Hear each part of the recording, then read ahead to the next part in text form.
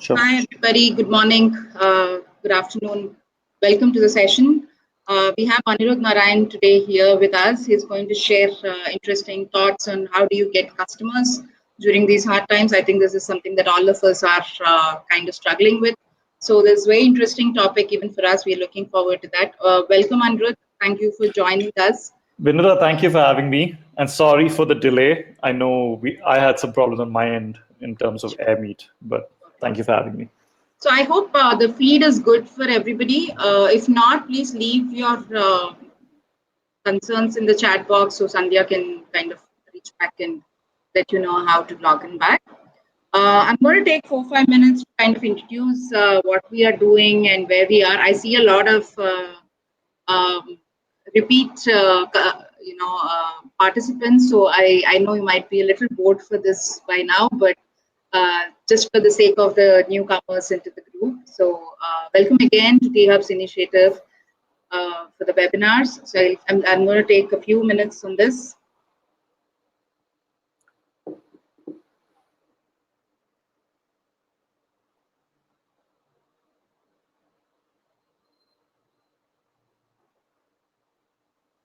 So very briefly, we have started doing these webinars towards the end of March when we knew that we are all going to be locked down and we still need to try and keep things as normal as we can during these hard times. So we're doing like 4 different kinds of webinars. The first one is handling a hard time where we talk about the issues relating to personal safety and what is happening in the broader scheme of things at a very high level. So these are mostly co-partnered events with other organizations within the ecosystem. Where most of our team's efforts and energy goes into is the rest of the 3, which is business unusual, plan B, and AMAs. So business unusual is a session wherein we bring in practical hacks and tools to help you sustain and grow in this tough times, to help you keep operating at the best of your capabilities. So we've done a whole bunch of sessions here. I'm going to walk through a few of them. Then Plan B is a series of talks by entrepreneurs who have built through crisis, who have seen their own bunch of crises before they have become what they have. So this comes from a lot of personal experience and views from their own journeys. We've had so far Jas Gulati and Greg Moran talk about their personal journeys of building now floats and uh, Zoom car. And then we have every Friday we have AMAs. These AMAs are led by Ravi himself, and we have had Sandeep Singhal, we had Sameer from Inventors Capital, we had Satish Andra from MDA Partners recently. In fact, last week we had Dev Kare, who has very specifically taken up addressing about SaaS landscape, funding landscape post-COVID. So that was going one level deeper into addressing the funding concerns that all of you might have. So we definitely welcome all of your inputs on letting us know what other sessions that you would need from us. So just to run you through a few of the ones that we've already done so far. Under Business Unusual, these are the sessions that we have done. Some of the sessions that were very well received is the one about inbound sales strategy, the setting up of KPIs, and legal issues. We've got amazing feedback for all of the sessions, but these are the ones that are already there on the YouTube channel, and you can definitely access these and get those inputs from these experts. For the Plan B, these are the sessions that we have done. Last week was a very interesting session by 4 angel networks: Indian Angel Network, Hyderabad Angels, Chennai Angels, and lead angels. All of them shared their inputs about what is the expectation for the coming few quarters and what are the things that they are doing at their level to support and enable entrepreneurs, while also sharing very interesting inputs about the investor psyche at this point of time and how they are viewing different sector startups. So that is a pretty interesting session. I'm sure a lot of you have attended that. So apart from these AMAs and Plan Bs and business unusuals, we are also doing mentoring hours. These are very specific sessions which are one-on-one for you to resolve your own personal company's issues. So you can reach out to Mansi or me or Sandhya for these. We will share a form that can capture your ask, and then we connect a mentor that can engage with you to help you resolve these. So we've been seeing pretty good traction there. This just started a few weeks back, but we're seeing a lot of engagement coming in from startups as well as from mentors. So that's where we are. We are also working with all of these partners. We help them to reach out to you for their events and vice versa. We're also working with some of them to do co-partnered events or webinars that can benefit both the communities. So that's another thing that is on our plate. So we have been pretty busy trying to keep you all busy with whatever we have been doing so far. But I think the most important thing for me personally is to keep getting your feedback, getting your inputs about what's working, what needs to be done differently. And we will give out a survey form towards the end of this session. And I please urge you all to take a minute and fill in your feedback. That will really, really help us. Apart from that, it's all there out on the YouTube channel. So please, whenever you're free, please go back and review some of the sessions that have already been done. So I think that's from me, Anirudh. Now the stage is yours. Thank you so Awesome. much again for joining us. Yeah, thank you for doing this. And it happened so quickly. I remember I spoke to Vinuta on a Friday, and then now we're doing a webinar on Monday. So Good, yeah, clearly, good turnaround. yeah, clearly you guys like to move quick. But it's awesome to see 100 people here, guys. The fact that you're here on a Monday afternoon at 2 o'clock, where most people are thinking of a power nap, I really feel like you guys are winning. So first of all, you guys can hear me, right? If so, can you just put yes on the chat window? Okay, wonderful. So actually, before I get started, guys, obviously there's a bunch of things that we can talk about, right? Like how do you get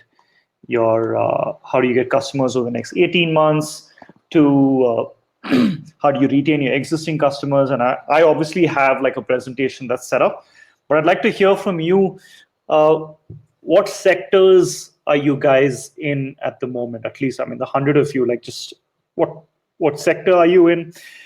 And what kind of problems are you facing currently?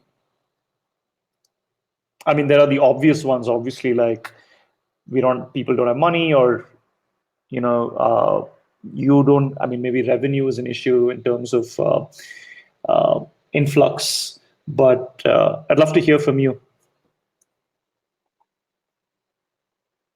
Okay, so we have services, laundry and drying. Meghna is apparel manufacturing. Okay, interesting. IoT, IT services, data analytics, data science and AI. Okay. I am not fashion. Interesting. Okay. IoT. Uh, that's cool. So uh, one of the things that I've tried to do, guys, for this presentation today is I've spoken to a bunch of people. I mean, I've spoken to psychologists, to lawyers, to influencers, to small medium businesses, and in terms of what they have been doing essentially to kind of acquire new customers. And I've taken a lot of those learnings and I've put them here.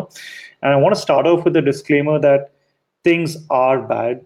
Okay, and especially there are certain industries like obviously real estate, travel, hospitality, high-end hospitality that's been hit really hard.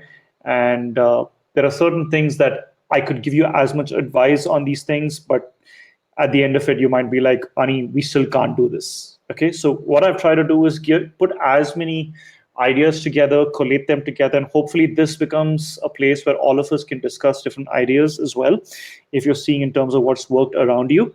And I also love to give you some ideas in terms of what we're doing in Masterlife as well, because we got our first 100 paying customers last month. And I'd be curious to maybe take one or two of your startups here and kind of go through your website, maybe give you some ideas on what you can do, and then kind of make a case study out of it. Sounds good?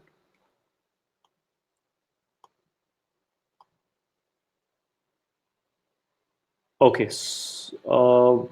Nice. So a lot of IoT, which is very interesting, product launch and marketing. Okay, so I will get started, but feel free to obviously put in uh, some of your ideas or your thoughts on the chat window. Okay, so a little bit about Masterlife. We're essentially doing something like masterclass, but for life skills with a focus on habits, and that's the company that I run right now. But I wanted to make this obviously a lot about how to retain and get new customers. We're going to cover five main areas. What's the current scenario? What to expect moving forward, which is the next 12 to 18 months, retaining existing customers, acquiring new customers, and then discussion with startups. I may not be looking at the chat window, so what I'll do is maybe every 5, 6 minutes, every maybe 2, 3 slides, I'll kind of look at the chat window if you have any questions, and I'll try to answer them. Okay. So the current scenario, the way I would break it down is obviously there are multiple sectors. If any of you are investing, you will see like the stock market's taken a 25-30% hit. Obviously, manufacturing, real estate, anything which is very capital intensive, something which is very offline focused, all these businesses have been hit. And any company in some sense that you'll see which is already online has amplified their business today during COVID, right? So what I've written down here is you have search and tech enabled. So obviously you have what you see as a current scenario is companies like Zoom, Netflix, obviously Google in some sense, AirMeet, right? It's so cool actually you guys are doing this on AirMeet because it's an Indian startup that was started in 2019. So you're seeing a lot of surge in tech-enabled businesses. So, anybody who is right now in tech should find opportunities to say, okay, I'm going. If my business, let's say, is expensive. Let's say you're a B2B SaaS and you charge $100 a month, and businesses don't have that kind of money to spend. It's a good time for user acquisition where you could sign up with a bunch of free trials. You could obviously do a lot of things from a place of breaking down your $100 per month offering into maybe $20 offerings or $10 offerings, depending on which parts of the product they're using. Because you got to realize a lot of them don't have money to spend, right? So you're seeing a surge in tech-enabled businesses. Second is in venture capital. I've spoken to at least 4 or 5 firms in the last month. A lot of them have this wait and watch attitude. So if you're a startup today, I would recommend waiting. Try to figure a plan in terms of cut your burn as much as possible and try to survive post August and September. And then think of it as if you were looking to raise money in March, can you be in the same situation in September? Okay. And depending on the industry that you're in, if you're in space, you might just see a tweak or you might just see like feedback coming in that when VCs are not interested in the space. So one of the things I also want you guys to stop assuming is this is something which is for the short run. COVID's accelerated, I would say, a lot of our user behavior, especially Microsoft was saying that like what user behavior that they're trying to see in the last 10 years, or they think they'll see in the next 10 years has been kind of accelerated in the last 2 months. Okay, so think of this as the new normal. But a lot of VCs are either pulling back on acquisitions, pulling back on term sheets. When they're given out, they've decided not to maybe invest. I also know some VCs who are looking at this time as it's a great time to invest because they get better valuations. There are companies that are more focused towards online. So you'll see that with VC space. Obviously, overall, you'll see a lot of companies where drop in revenue. And that's something which it doesn't matter which industry you're in, right? You'll see a lot of startups, obviously, today, which is trying to conserve cash. I mean, companies like Cult have cut 30% of their workforce. And it's a pretty scary time, right? They've cut a lot of their instructors out. You have, I know companies that are obviously downsized, companies that are focused towards events. So like there's a company called Mind Valley, which is based out of Malaysia. They do $40 million a year, and they do this massive event every year. And they have cut out the entire events division, right? So startups are now all looking at how can we make money online? How can we monetize, given that this is going to be the new normal? One of the things that I also want to talk to you about was there is a limited amount of jobs today. There's a disproportionate number of people that are going to be applying. So as a startup, it might be a great time for you to hire. It might be a great time for you to get exceptional talent. There have been amazing companies that have come out in 2009. And that's something you should think about. It's a great time to build. It's a great time to kind of go after people you thought would be difficult to get and try to work out like an equity / maybe a smaller salary kind of deal. Obviously, the current scenario motivation levels are really low.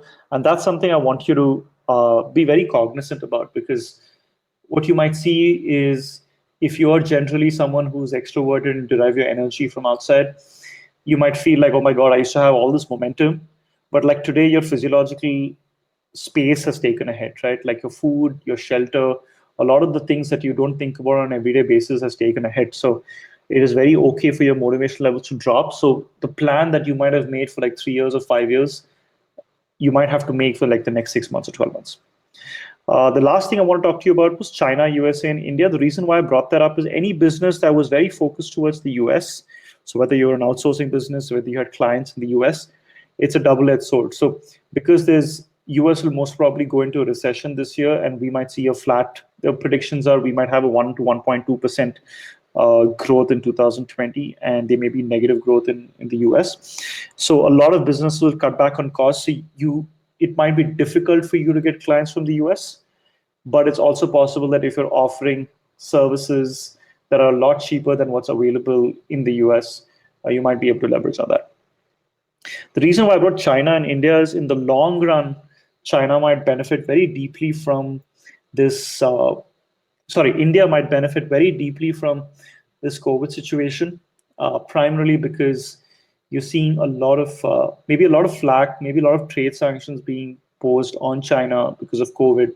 Obviously, it's not helping that Trump is saying it's Chinese virus, right? So there's going to be a general sense that people don't want to do business with China. But that being said, I know Japan is incentivizing Chinese companies to set up shop in Japan.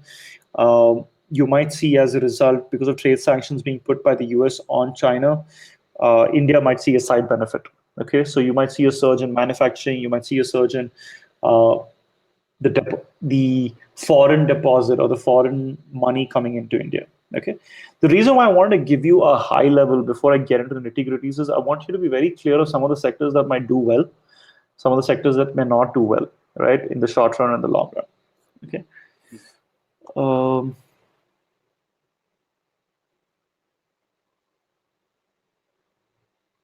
okay, cool. So I was just looking at some of the, which businesses you want to start. Is it good? Is it good to start new business now?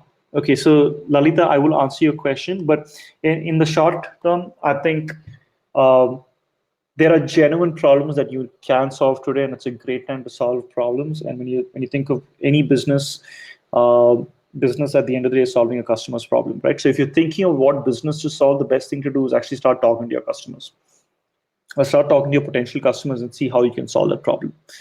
Okay. This is something that I picked up from Neil Patel. So this is the conversion growth or decline during COVID. So this is kind of breaking down industries across the board, and on the x-axis you'll see the name of the companies or name of the sectors which have been placed alphabetically, and on the y-axis it's just conversion growth. So obviously food, healthcare, I guess FMCG in some sense. Uh, you're seeing maybe even small bits of education's almost kind of flatlined, but media has picked up, and whereas travel, real estate was already plateauing before COVID, in some sense, has kind of taken a plunge further. Okay, so that's the current scenario. Now, what to expect moving forward? Now, the important thing is, guys, like I live in Alsur in Bangalore, okay, and there's this massive office space outside the place that I live in, and I'm already seeing people with their cars enter the office space today. So I think there are certain parts of Bangalore which are safe zones, and people have started coming in, but there's usually an overcorrection that takes place with anybody's behavior, right? So if you have been contained for like 1.5, 2 months, there's a good possibility that everybody will step out, and you'll try to do the things that you haven't gotten for a while. So you're already seeing images of like alcohol, people like rushing towards alcohol shops.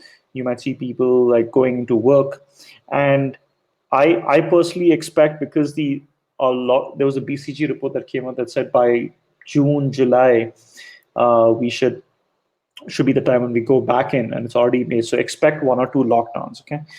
The other one is remote working. So Companies like AirMeet will pick up, companies like Zoom, anything which has a virtual angle to it. Expect a lot of those companies to do well. But expect moving forward that most companies so the other thing that also expect is a lot of content overload. So I'm already seeing a lot of experts, a lot of influencers creating content, right? Like the fact that we're having this webinar with THub is great, but there are so many companies now that are doing webinars. So you're going to be forced in some sense as a startup to also start creating content. Okay, so you're going to become a platform where you need to create content for amplification of your brand, and I would recommend moving towards audio and video as much as possible. Okay, and India is a demographic which is very geared towards, for lack of a better word, like we would like to be spoon fed, right? We like it when you can give me a live class and tell me what to do. Okay, so think about, and there are already a lot of platforms that are offering these video services, but you see more businesses getting into the space. Obviously, WhatsApp, Facebook, Google are all coming up with like some form of live video call uh, kind of tools that can be used quickly. Okay, so I would be curious before I jump into the next one. How is everyone thinking about what's going to happen in the next 8 to 12 months? Uh, what are some of the things that you can expect?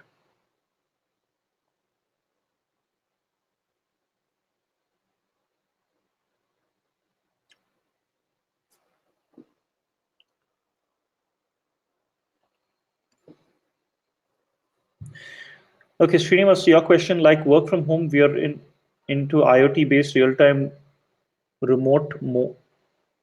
I didn't understand that one morning, and I agree. What all we need to take care as a startup.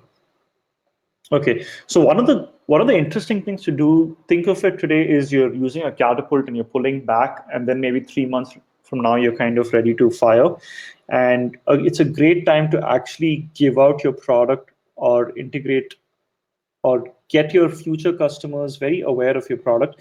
And I do realize with an IoT component, there is like an integration of your product that takes place in the space.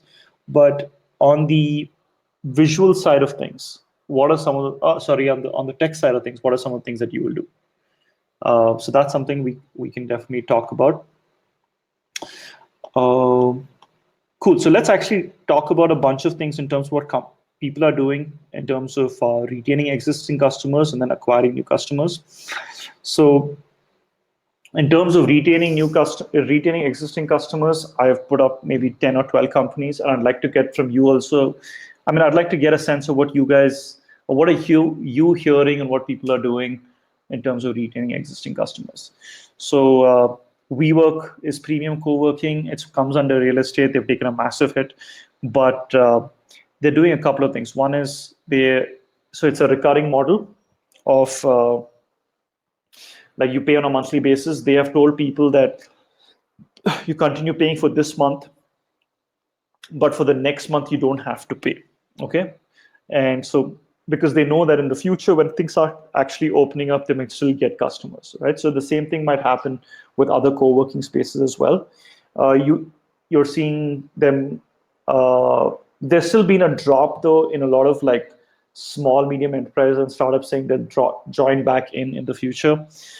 Your story, one of their big revenue source was obviously like sponsored content.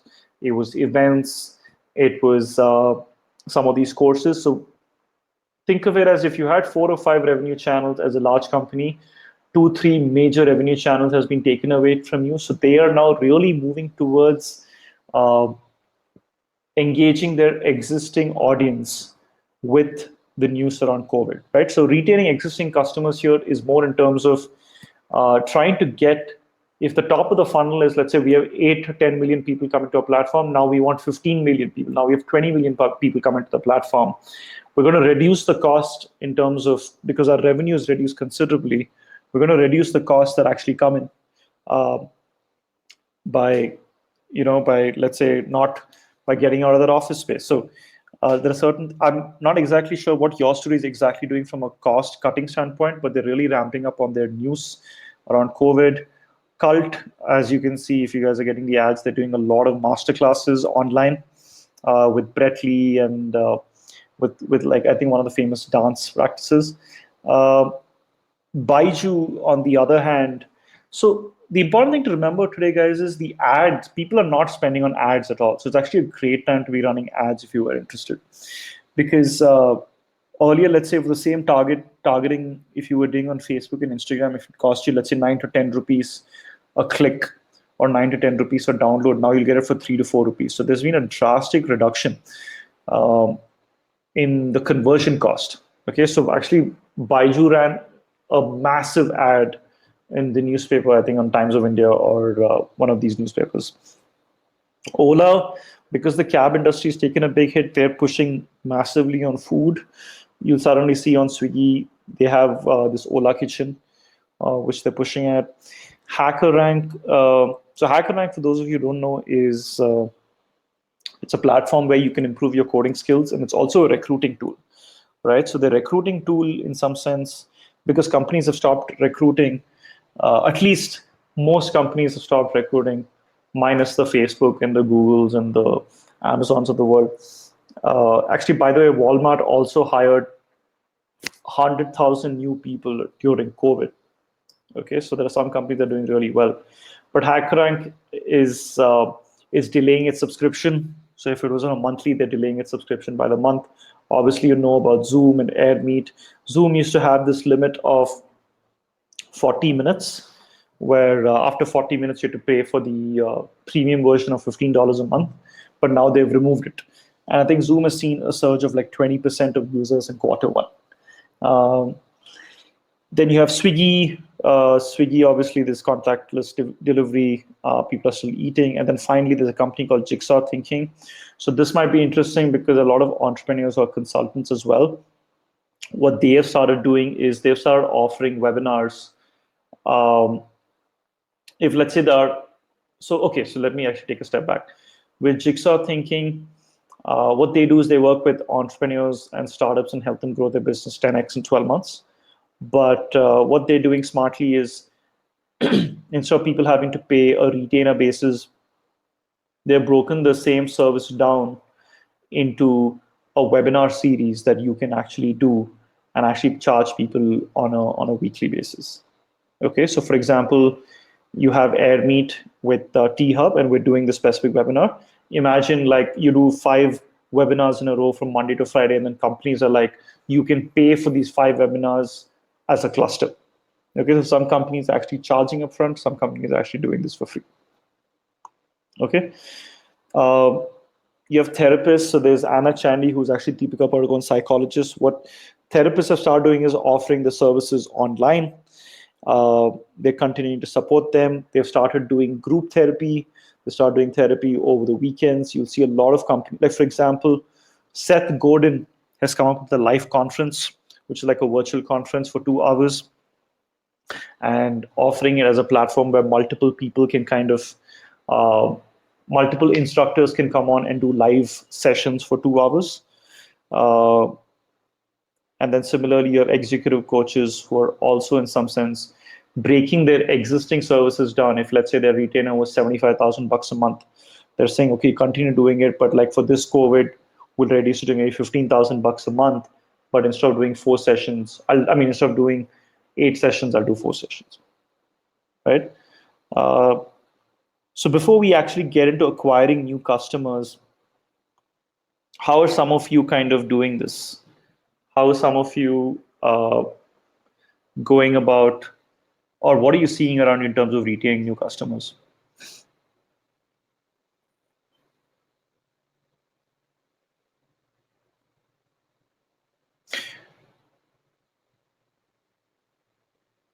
Okay, so let me go through. So you have Satyan saying, Anirudh, what are your inputs on the forklift and crane rental business for the next 12 to 8 months?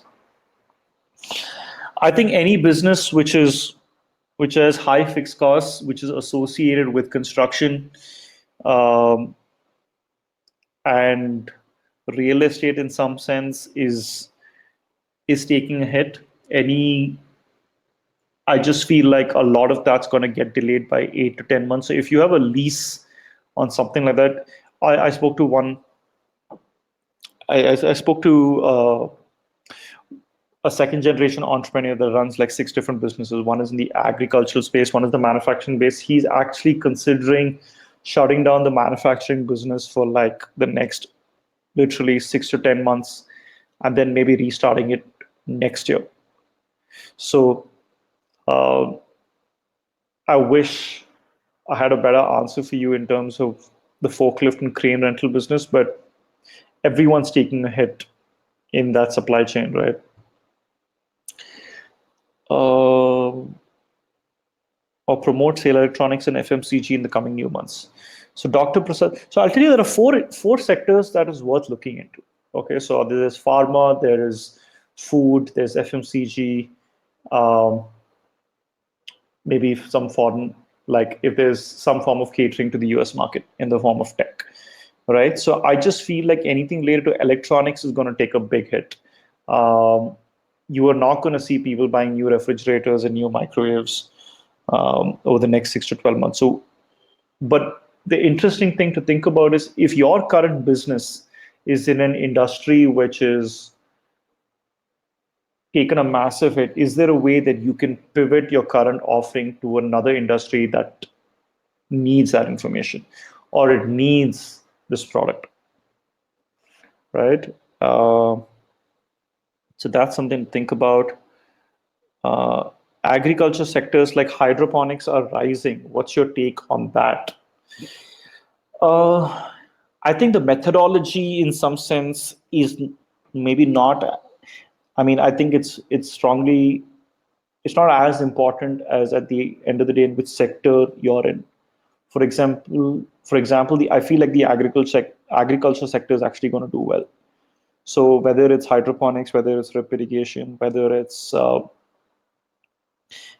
your any form of method, I think as long as you're able to actually create or produce goods that retail sectors can consume or distributors can take, I think you're in a good place. Um, do you think there could be a paradigm shift in real estate as work from home becomes a pay for? People may want to upgrade their home, say from 2 BHK, 3 BHK, or buy versus rent. Okay, that's a great question. So I think um, I'm already seeing companies actually. So my wife, she works for HackerRank. She's the head of people at HackerRank, and they're already contemplating on real estate, like what we should do with 3 floors, right? I'm seeing companies which they're saying, okay, like apparently there's some news which just came out for TCS where they're saying that they're trying to train their future employees to work from home. So the interesting shift that you're seeing is uh, I won't name companies, but they're going to invest. People are willing to invest.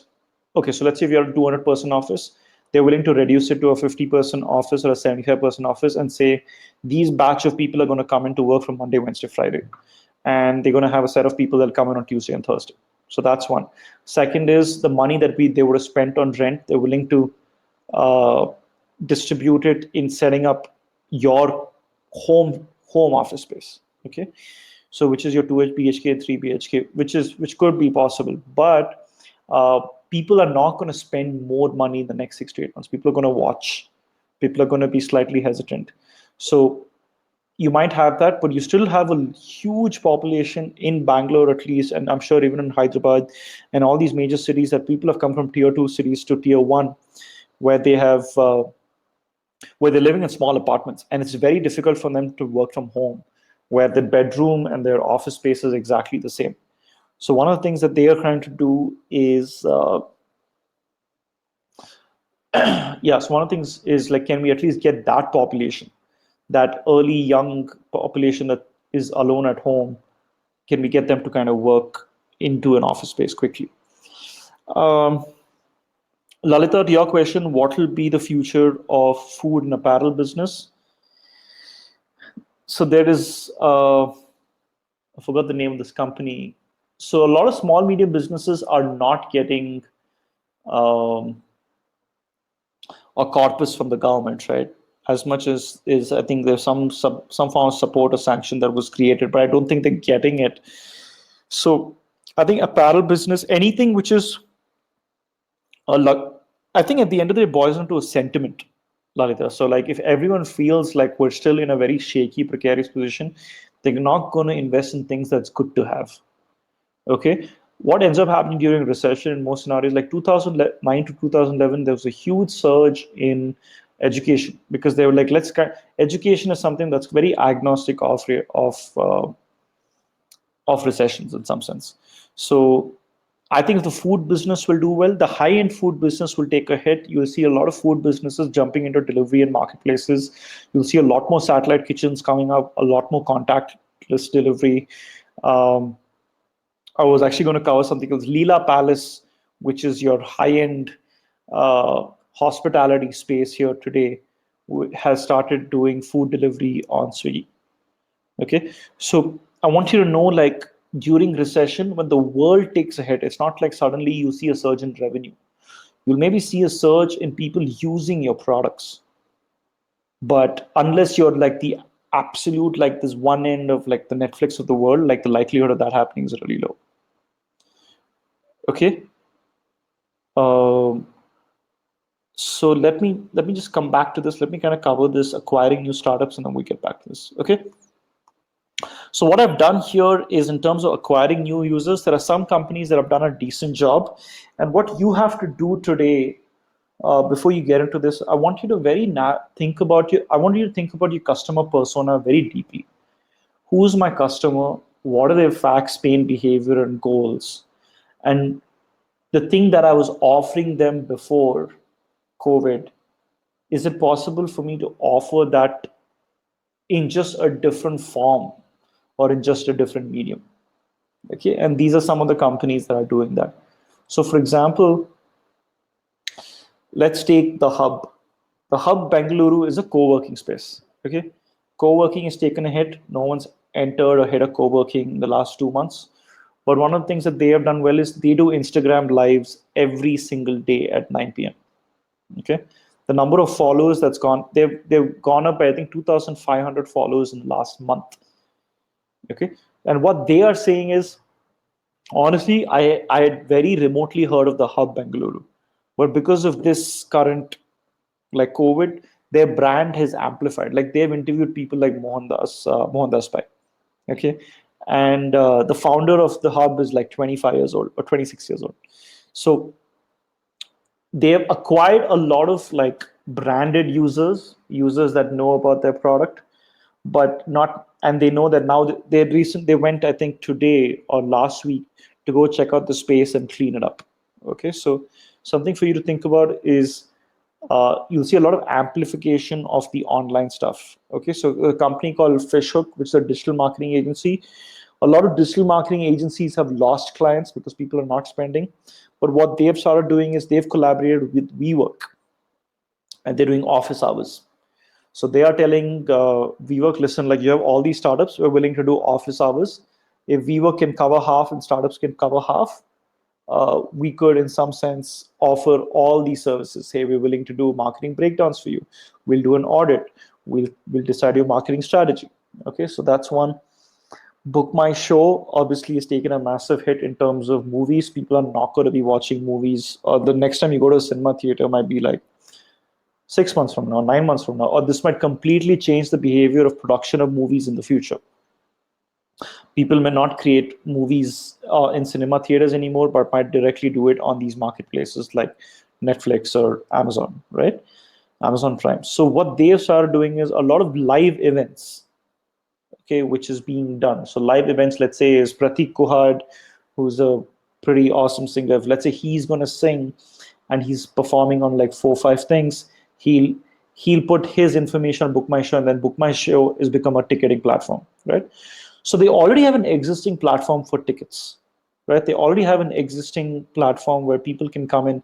Just get a lot of traffic. Now it's about what are the other things that we can funnel under the entertainment space, right? So that's how they're acquiring or continuing to acquire new customers. You have Your Story. Your Story is slowly doing is doing a masterclass series.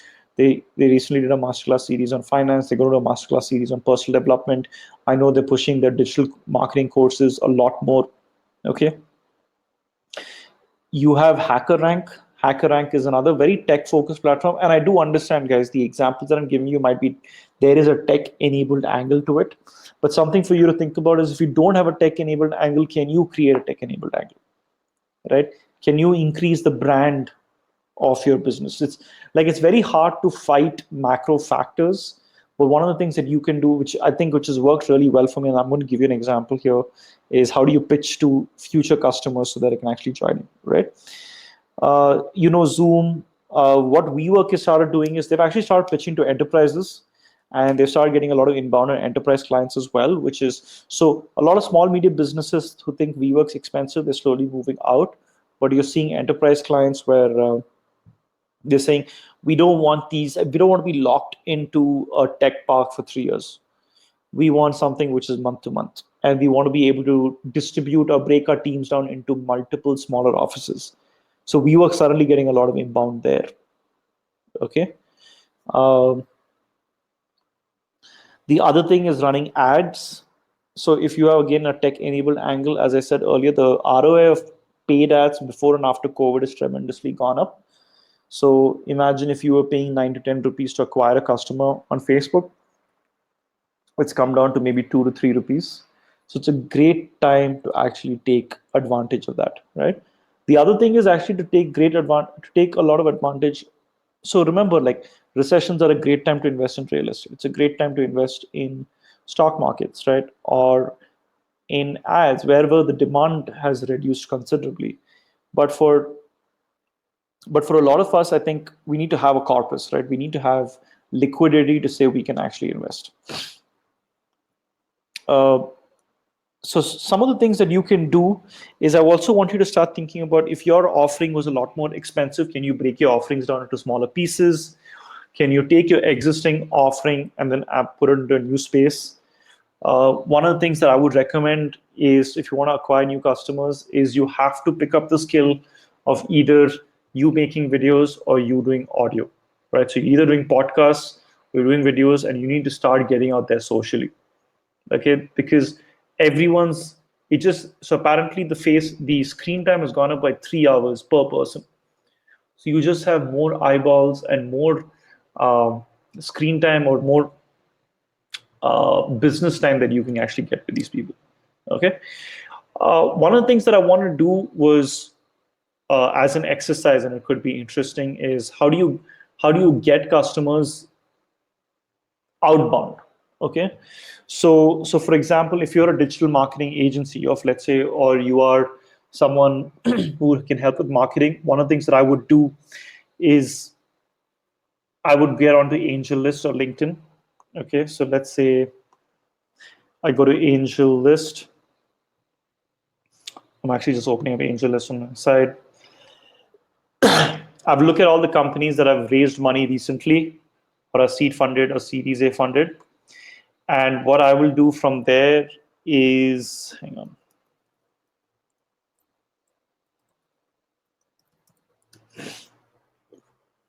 Oh,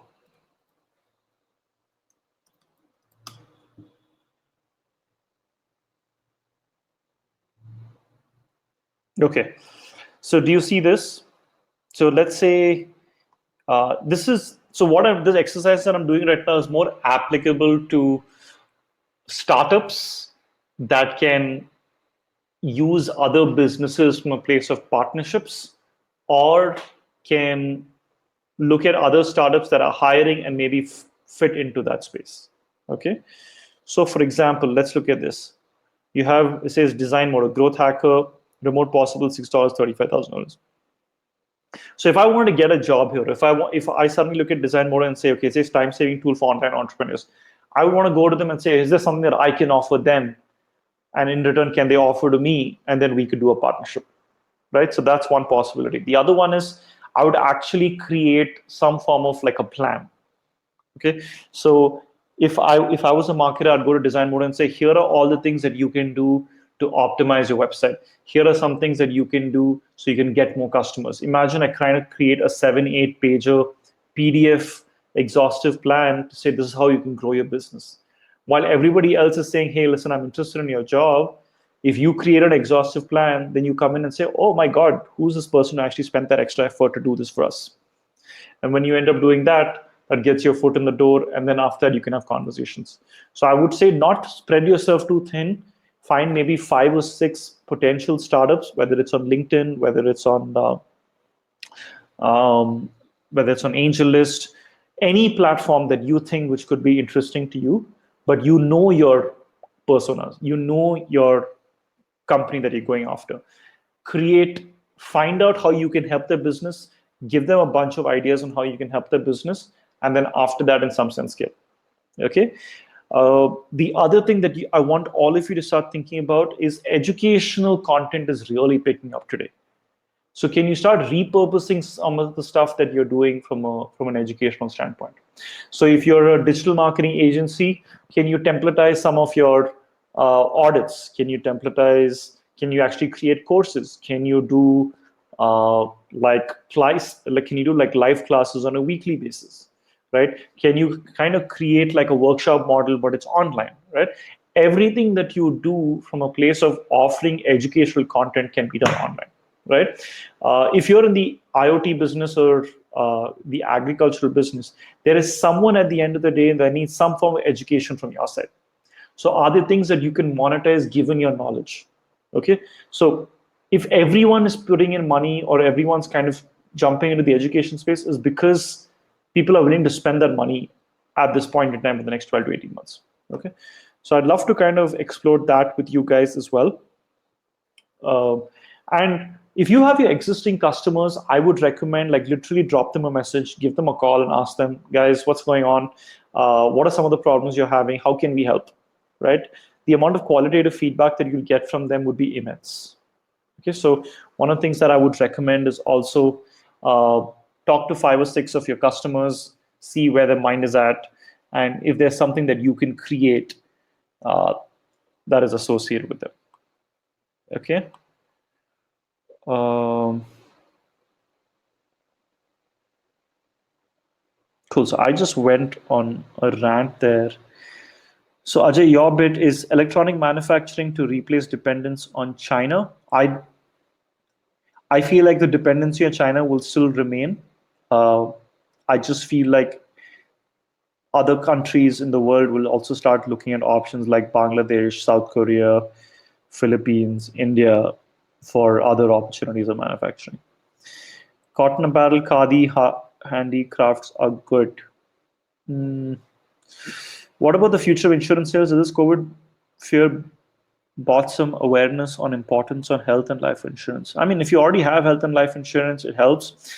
You're seeing suddenly, I mean, I think the future of insurance sales don't go up, but maybe um, what might happen is you might end up paying more for coverage. That could be a possibility. Viral Swami, your question is Light Bharat outdoor smart lighting automation and rural automation IoT. What is your perspective? Can you elaborate on that? So obviously now, I think a smart thing to do uh, with most lighting products is to create as many partnerships and keeping your gun loaded. And what I mean by that is like, let's say there are 20, 25 companies you could potentially partner with where they don't have to pay you anything. But when they're ready, they can say, hey, listen, Swami, like we would like to leverage your service. And anything which is a good to have, it's just going to take time for it to get traction. Okay. Um why do you think the future of education sector would be agnostic? Uh, wait, I think someone, come on, Sandhya. Yeah, so we have a raise hand here. So Vinod wants to ask a question. I can hand the mic over to him and he can ask it to you directly. Okay, sounds good. And all of the participants, it's a request that if you have a question, please use the raise hand option so that you can ask the question directly to the speaker. Cool. Okay, fine. I think you already answered this question, so he removed. I said So you please continue like with the questions on chat. Anyone has a question, please raise your hand. Yeah, actually, that's a good point, Sunday. So what I would love to do is literally break down. Let's take maybe, let's get 2, 3 people on the call. Let's create a dialogue. Let's really find out what's happening in the business. And I'd like to give them some ideas on how they could get customers. Sure. So anyone who wants to discuss their business idea with Anirudh here, please raise hand. We will definitely connect with him right now. So yeah, let's wait for some people to raise hands, and then I think we should continue. Continue doing this. Okay, fine. Cool. Um, so a good way, which I think could be interesting for you guys, is, and I can give you an example in Masterlife as well. So we launched literally last month, okay, and we got 80 paying customers on the lifetime access. So for those of you who don't know what Masterlife is, it's like masterclass, I said, for life skills. So you can come and say, okay, I want to improve my mental health in 30 days. I want to lose 3 kg in 30 days. So a lot of video content, and the areas that we focus on is basically these 8 areas: health, finance and wealth, personal growth, spirituality, relationship, business, contribution, and fun. Okay, because the 8 areas kind of give you balance. So what we did was we set up this landing page, we put these subscription plans, and initially the lifetime access was only $1,000. Okay, and we did a bunch of marketing. So imagine, even before we went live, in some sense, we got 80 people to buy lifetime access for Masterlife. So something for you to think about is, you don't have to build the product out completely. There are lots and lots of ideas that you can start testing. And I would like you to come up with 5 or 6 ideas for your business, put up maybe a landing page, do a live class, because there's enough technology help that you have out there that you can just quickly integrate. Like, for example, one of the things that we did with Masterlife was the same set. I can use Zoom calls, I can use Google Sheets, right? I can use WhatsApp to deliver the same content. So tech is only the enabler. Okay, so some of the things that for you to think about is, can you set up something quickly, test the idea that people bite on, and then from there say, okay, maybe from there I'll build something out. Okay, I think somebody's raising their hand. No.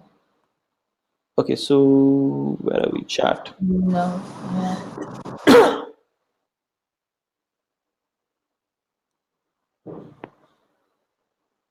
Okay, so Swami, light bar, light automation, rural automation, IoT. What is your perspective? Oh, I think that was your earlier question. Um,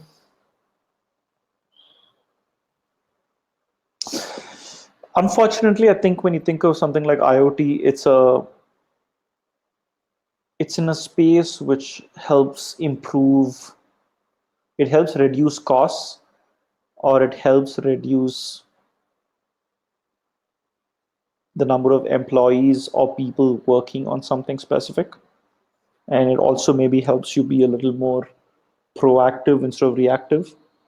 And and I think with your Light Bharat outdoor smart lighting automation, I think more than automation, is the product something that people really want at this point in time, right? Um, I feel like I mean, I wouldn't want to discourage anyone right now, but I think a lot of it's about timing, guys. If you feel like you're not going to see much traction for your business over the next 6 months, it might make sense for you to think of, within the umbrella of what you're doing, is there some offering that you can add that you can make money out of? Anirudh, I think we have a question here. I'm giving the mic to Sajid Andhra. Sure. Sure. Yeah.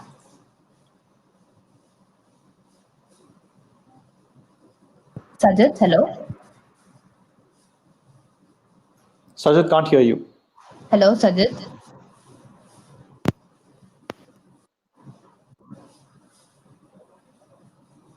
Sorry, but can't hear you. Can't hear you.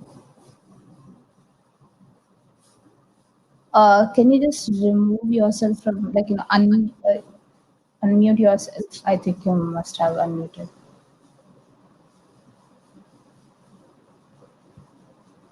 We still can't hear you, Sajid. No, we can't. Uh, Sajid, you need to give access to microphone and all. Have you given that?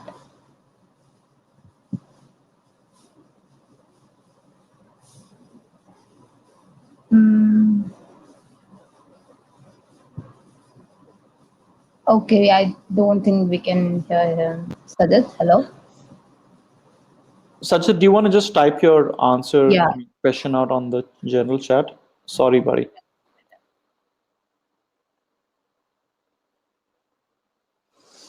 Okay, Sam, you have a good question.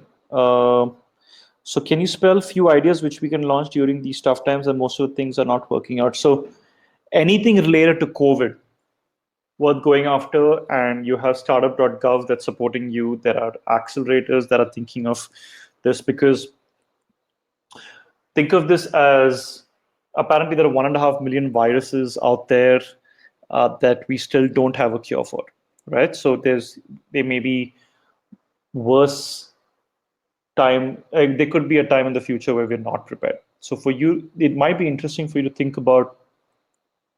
So innovation in a lot of ways can happen when you have two disparate, like when I say disparate, like two mutually exclusive concepts and you bring them together. So for example, Apple is like design and tech, right?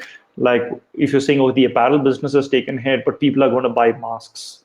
So can we actually add this layer of design, and we already have a production unit, but can we start creating masks, right? Can we, like Louis Vuitton has come up with a bunch of masks, right? Similarly, so Sam, I would recommend uh, look at taking your existing business but applying it to COVID, or applying it to what you can do. So like for example, if we weren't doing Masterlife, and I'd be like, okay, my skill right now is marketing, so can I in some sense work with co-working spaces? Can we do accelerators? Can we do webinars, right? And I want you to know, like, the situation's going to come back to normal, but one of your goals is not to completely pivot your business. Your goal is to, in some sense, add a layer of innovation to your existing business. Okay, and so I would definitely look at something around COVID. I would look at the education space. I would look at, if you offer food, can you offer the same thing online through delivery? Um, if you're in the agricultural space, are there things that you can use from a place of, um, I don't know, the right framing of this piece? Um, but if you can be a little more specific, Sam, in terms of what are some of the things that you have tried and it hasn't worked, I think that would be interesting to see. Uh, so Nikhil said, can you talk on the F&B business? Oh, someone else has raised the hand. Sanket Sriram, sorry. Sandhya, can you? Okay. Hello, sir. Hello, Sankeet. Yes. So my business model is like I want to start a hydroponic farm on apartment terraces so that we can lock down the spaces so that we can like deliver the food right on the terraces. Okay, So and your customer is, let's say, apartment owners or people who rent spaces out? yes, yes.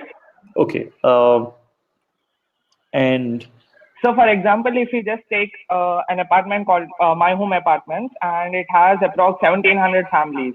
And all those families have to order food from outside, and you don't even know if that food is safe to eat or not because of the pandemic situation going on right now. yeah. So if we farm right on the apartment terraces and provide them vegetables fresh and organically, so would that be a good business model during this pandemic situation and in the future? Okay, so one of the things you got to remember is, during this entire situation, uh, the cost of food actually did go up, right, a little bit, but food supply technically didn't stop. Like, you still went to a grocery store and bought stuff, right? So I want you to think about, let's say the cost of tomatoes is, let's say, 50 rupees a kg. And with your specific solution, because there's going to be a setup cost with your hydroponics, Yes. correct? So now, if there's a setup cost, in the long run, is me maintaining this cheaper and better? And I think if you, and from a it might be more from a positioning standpoint, right? Like, what's the capability of this? What can I create with this? Tell me. If I had this setup on the Okay. apartment. We are cutting down the transportation costs. We are cutting down the supply chain and all of the stuff. And directly we are supplying food to the customers. How are So you we are supplying cutting it? down a lot. They're gonna live there itself, right? So they're gonna like directly come to the terrace and have the vegetables. Okay, so you're helping them set up a garden-like thing, right? Yes. Uh, and you cater to all types of vegetables?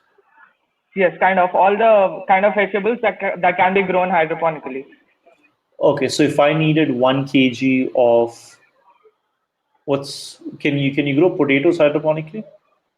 Yes, but they're a bit little bit difficult compared to all the other vegetables like green leafy and tomatoes. Okay. So one of the first things I would recommend, Sankeet, is you have this persona that you've set up, right? Like this apartment owner. Like if Yes, you want, I'll give you my brother's number. Talk to 6 people like that, sure. okay? And tell them, okay, ask them what their current behavior is. Like during COVID, what have you done, right? And they live in Purvankara, so it's like 14 floors, 3,000 people, I think, if I'm not mistaken, in that Okay. apartment complex, right?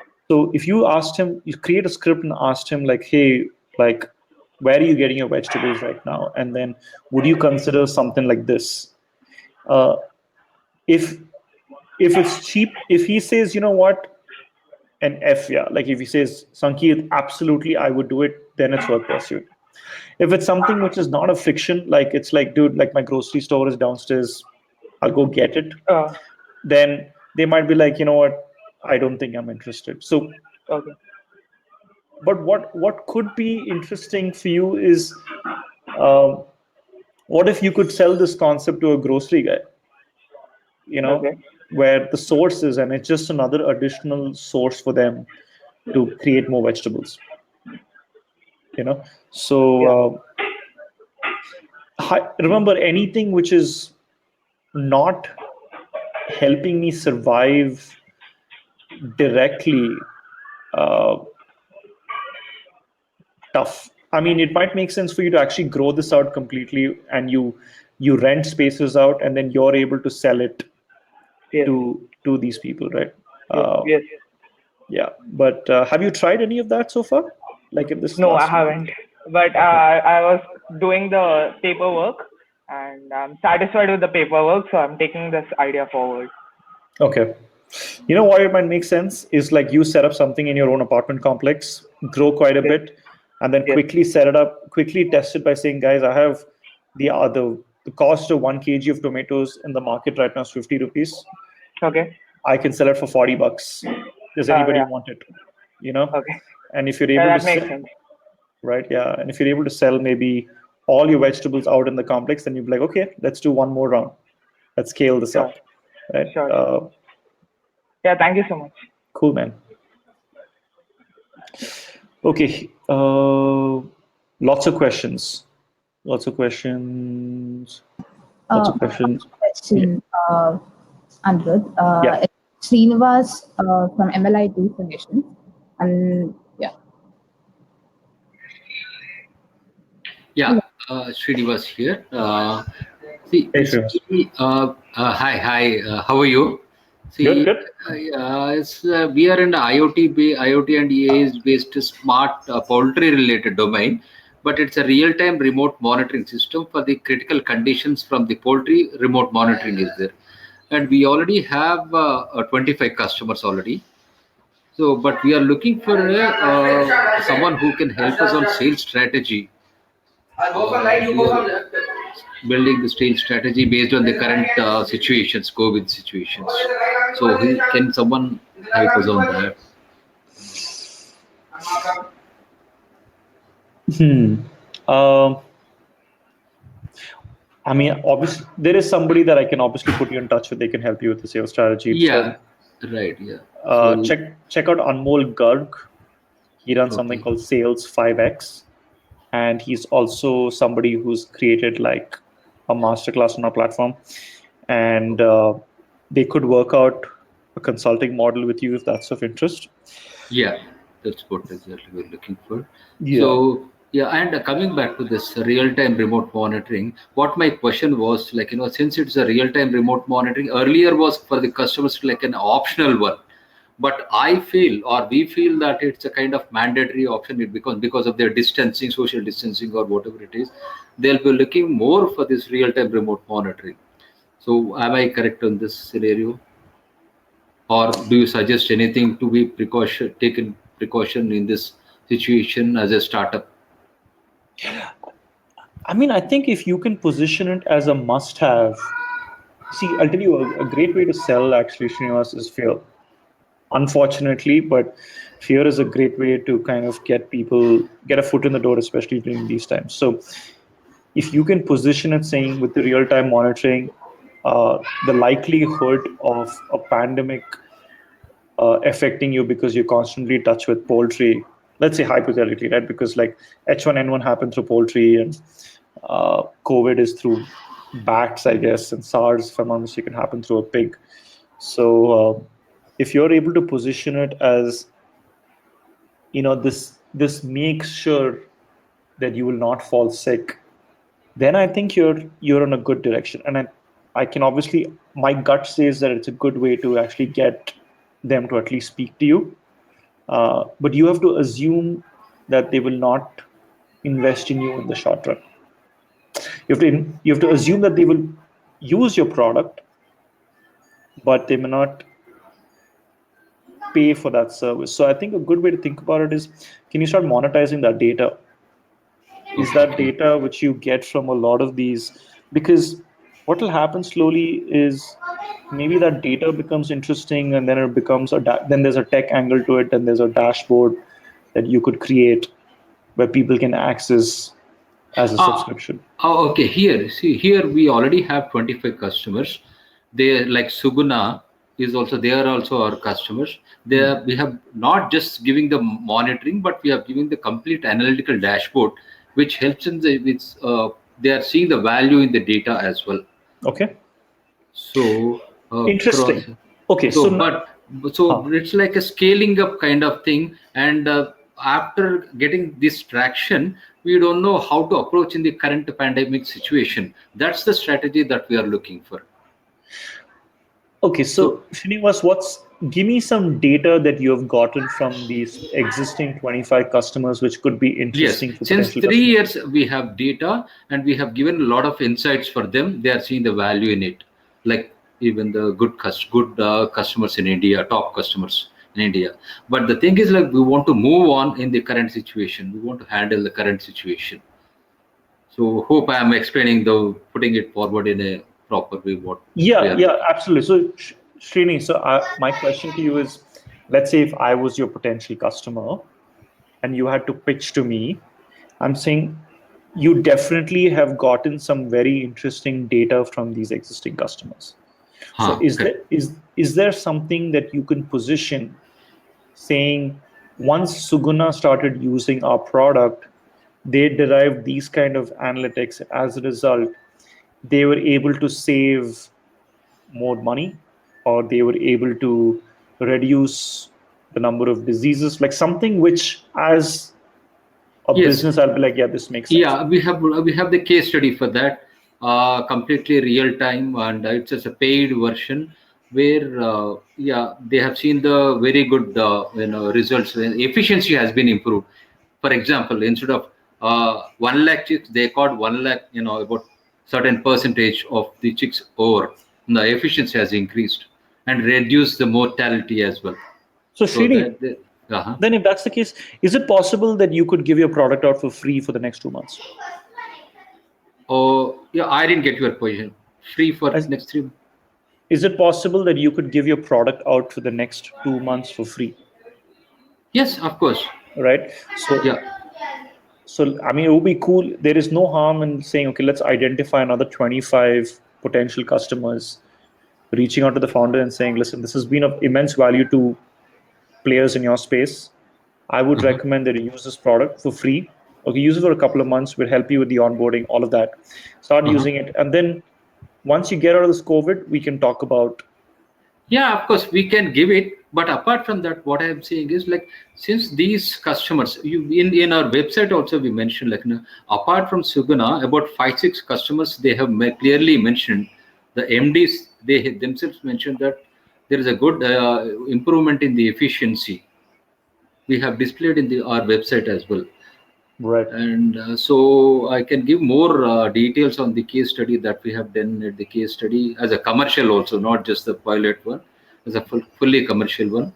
So, and we have almost like 10 different products we have spanned across. Though we started with one product, now we are into 10 different IoT products that we have. Entire platform is there, and analytical and AI based reports and dashboards are there. So it's like full-fledged is there. So they're using it. And there is a complete vision to have a digitize the entire poultry industry.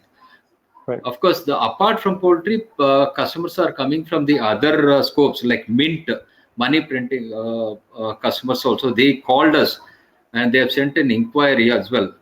So we can move across the domain as well. Nice. But we are hesitating to go out of this one because we want to digitize complete poultry. So that's how we spanned across 10 different verticals within poultry. So it's like, yeah, this is So the Srinivas, your issue right now is not, you already have your existing customer base. Your goal is how to move from 25 to, let's say, 100. Yes, right? good traction is there. But at the same time, we have invested so much as well because we have the investor as well. Investor also is a good investor is there who is guiding us.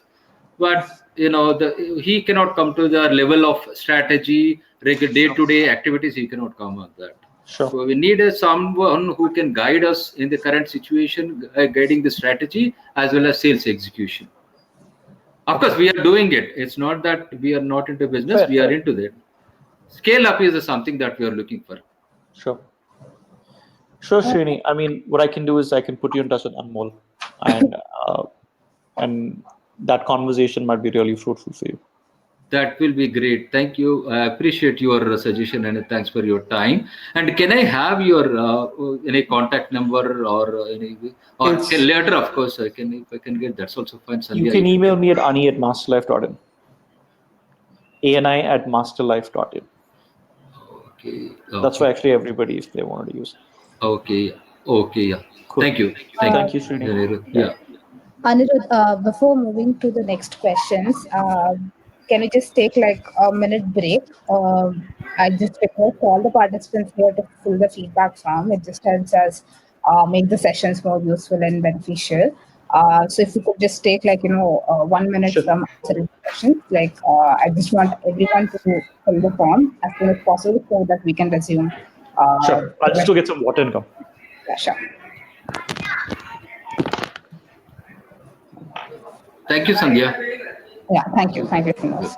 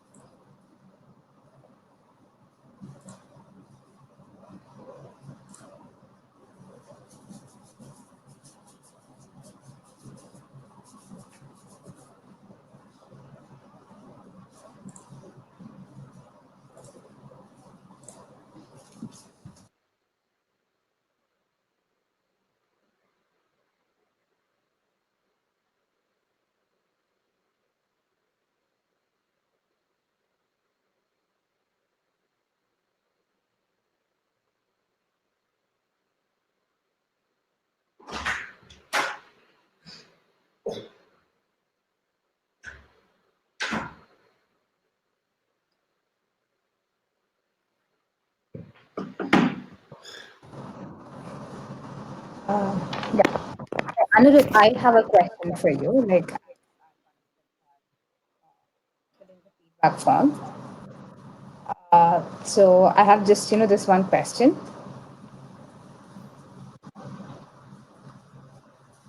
Anirudh? Yeah, Hello? Sandhya, sorry, you were saying, yeah? Yeah. I thought you were talking to So someone else. no, no. I just wanted to ask, what did, like, say Masterlife or, your previous companies learn from the crisis before? Like, though the pandemic situation is quite new, but there Right. were like recessions and economic crisis before, right? So you have constantly worked for relatively like new companies like before as well. So how did it prep you better for today's situation? And also, what did you do then? I think it's important to remember that startups or companies are always looking for good talent or are always looking to improve their revenue or reduce their costs, right? And I think the challenge has been is like when you're pitching to these companies, or let's say even at Masterlife, like we're looking to get new customers. We're looking to hire a product person or engineering person, right? When people reach out to us, it becomes sometimes very like, or even with any of the companies that I've worked with, people have usually reached out and said, "Hey, uh, we are XYZ company. We provide this service," right? And it becomes very like, "This is my resume. Have a look at it," versus you telling me how I can improve my business, right? So, and I think we don't go deep. We spread ourselves thin. So when we are at, let's say, 50 customers, we think, okay, how do we get our next 50?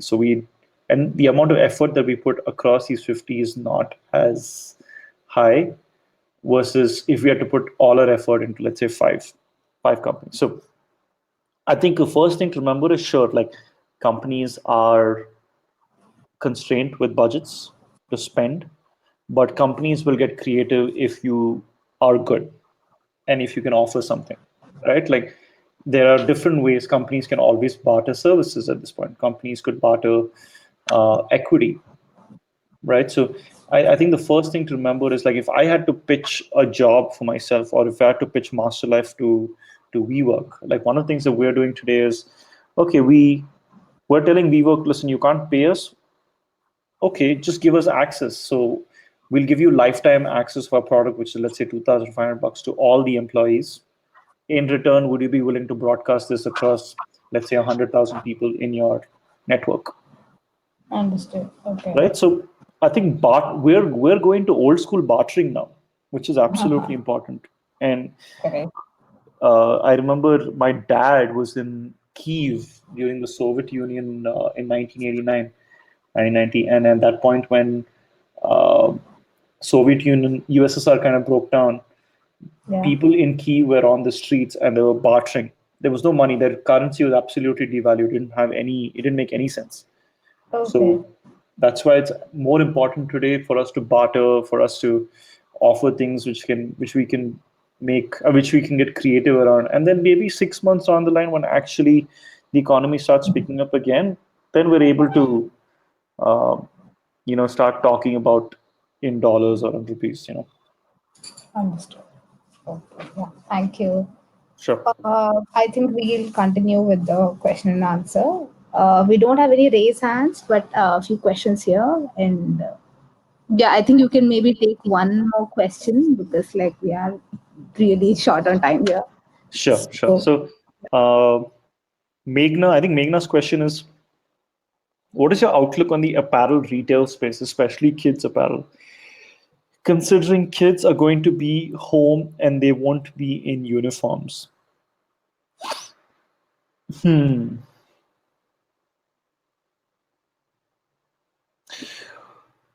I think I think Meghna, a good way to think about this is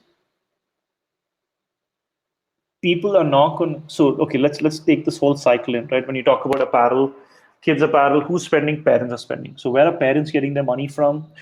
They're mostly your middle class, upper middle class, that's working for firms, right? Now they're complaining that, oh my god, this school fees is so high, and but these kids are not going to school, right? In the priority of things for a parent today, it's about keeping the child entertained. It's making sure the kid is attending classes, he or she is doing the homework, and still progressing, right? So, in the priority of things, apparel somehow becomes the last of the priority, right? So, whenever I want you to think about any question, I want you to actually really think deeply about who is the person who's going to finally buy the product and what's happening in their life. What are they trying to do, right? So, parents today, I'll give you an example. Like my brother has a son who's 10 years old. He's in the merchant navy, and his wife is in HR with AT&T, right? And they have a 10-year-old who goes to presidency school, and he's just sitting at home and getting bored, right? So they have paid for Byju's so that he can continue learning. He plays a lot of video games. He watches a lot of YouTube videos, right? Uh, he tries to go downstairs and do some form of skating, but he's excited to go back to school, right? And if you're already in school and the uniform's not changing, they're mostly going to be like, we don't need to buy uniform right away. So I want you to think of short-term repercussions and long-term repercussions. The aspect what COVID has done in a lot of ways is it's made everybody realize that we don't need as much. So any business which is a good to have or a kind of nice to have will get affected pretty tremendously hard. And to your question, I guess the apparel business in general takes a hit, and obviously from there even it takes a hit with the kids as well. Um, okay, so your views on retaining customers in the SaaS space, I would say, is continue giving them the product for free for the next couple of months, retain them by postponing their payment, and in the future start charging them. How do you stand out when there's existing competition with strong brand like in your space, Mind Valley? I think we can stand out given that their masterclass product is between $500 to $1,000, and we could offer something similar, which is Indianized with the community for maybe $10, right? What are major shifts in consumer behavior that we will see change in buying consumption priorities? Priorities, yes. Uh, all businesses that tie directly to your physiological needs will continue doing well. Sleep, food, shelter, may not so much clothing. Um, all the things which are very tech-enabled businesses will continue doing well because they want to be more connected. Uh, Buying consumption will reduce, but I think when things simmer down, which is 2 3 years from now, like you can expect things to go back to normal because we usually remember the good times, right? When you break up with someone, you end up having go through a relationship. Like 2 years later, you're like, oh, I mean, I remember the good times, right? So I think this will be like a change. It'll change behavior for 18 months, maybe 2 years, but uh, you'll see a lot of things that were as they were coming back to, I guess, 2 years from now, coming back to how they were pre-COVID. Um, Hiteshi Single, good question. So your questions, how can we attract the audience organically since everyone is switching to webinars or repurposing existing content to educational content? How can we stand out in social world because audience has a plethora of options than ever? Um, so I know how certain companies are obviously standing out by trying to get the best in the industry.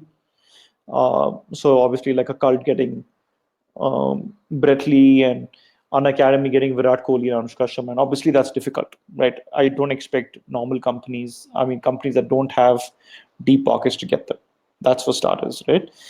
Then um, I think an interesting way to stand out is try to do what people are not doing, like stay light. When everyone's heavy, it's a good time to stay light. Uh, I don't know if you know Danish Seth. He's come up with a bunch of these Instagram videos, and he's just like crushing it, right? But because everyone's looking for something funny, so it might be interesting for you to take a different approach altogether. Um, I'm providing new log. The other thing is, man, otherwise you take the other end of the spectrum, which is like I will create content every day. Okay. And I will do it in the form of video, and I will get other people involved as well. I'm providing new login technology is better security than biometric and will resist most of the security issues. What kind of approach I should use in these times? Again, is it a must have during COVID? Tough to say, Sajid. But if you feel like biometric removes the possibility of touch, or rather your solution removes the possibility of touch, that could be interesting, right? So positioning it from a place of what are some of the things that everyone's paranoid about right now.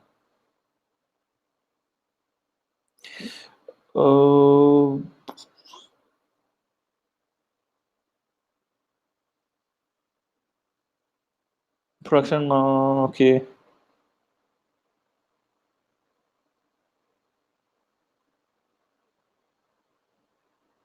Okay, Kumar, hi. We're running VOD, which is video on demand and comparative exams. I can see COVID impact on education domains already in some segments. I'm sure any state government would be in the same position. We hope we might come across. Importantly, we're about to kick off our own product development now. We're not sure. What is your advice?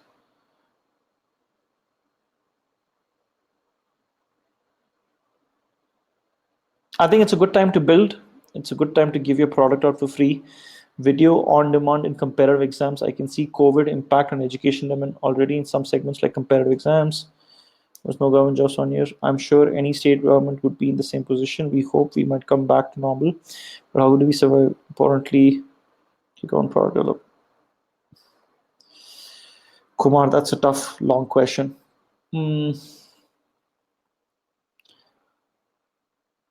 To be honest, I don't think I see the education industry right now will continue delivering content, but they just the way they do it will change.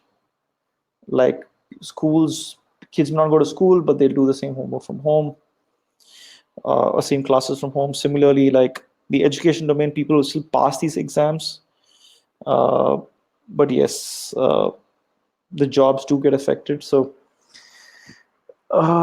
it might be interesting for you to actually build the questionnaire curriculum out for people to continue practicing, and you build that database of people, which could be interesting.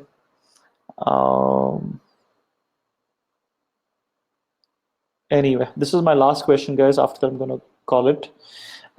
This is from Sab. Food, clothing, apparel, and education is evergreen. Again, I think I would kind of dissect clothing and apparel into maybe high-end and fast fashion. We just need to create own audience. Like, guys, whoever's sitting at home, I feel like all the guys have stopped wearing pants, right? So like, you're in a place today where you don't have to even like buy stuff. You're not. I feel like most of us are not even ironing our clothes anymore. So like, I think certain parts of apparel and clothing definitely get hit in a big way, which is the high-end apparel. We just need to create our own audience on Instagram or other channels except Amazon, etc. As we see a lot of customers returning and face losses. What are your thoughts on this? I think at the end of the day, you should think about owning your own audience. So whether you own that on Instagram or you own that on Facebook or YouTube or any of these channels. But Amazon is going to pick up again. There is no way that Amazon will not survive. Amazon's usage will only tremendously go up because everything is going to be about delivery. There is going to be a need for you to, like, big basket will only go up, right? Because you don't want to go to grocery stores and see other people. Okay. Anyway, guys, thank you. That's pretty much it from me.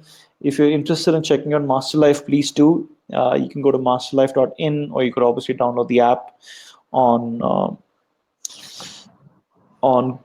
Google or Apple. Thank you so much, Anirudh. Today was like a really good session. It was very interactive. Everyone was like coming up with 2-3 more questions. That's really nice of you to have answered all of them patiently.